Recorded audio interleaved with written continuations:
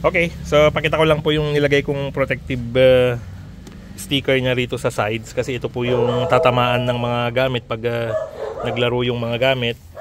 So nilagyan na lang po natin itong sticker na reflector. Bumili po tayo ng isang rolyo nito. Okay, so yan na po ang labas niya. Ang next po is medyo rubberized na po itong ilalim niya, plastic na rubberized. Pinag-iisipan ko po kung lalagyan din ito ng parang protective cover. Siguro tingnan natin kung anong magandang mailagay. Karton, para lang hindi naman ito ang gasgasing kaagad. So ang gagawin po natin is iti-trace na lang natin yung karton, then lalagay natin dyan. Pero actually kahit wala na po, kasi maganda na yung quad nya, protection nya. Okay, so may George pataas nga.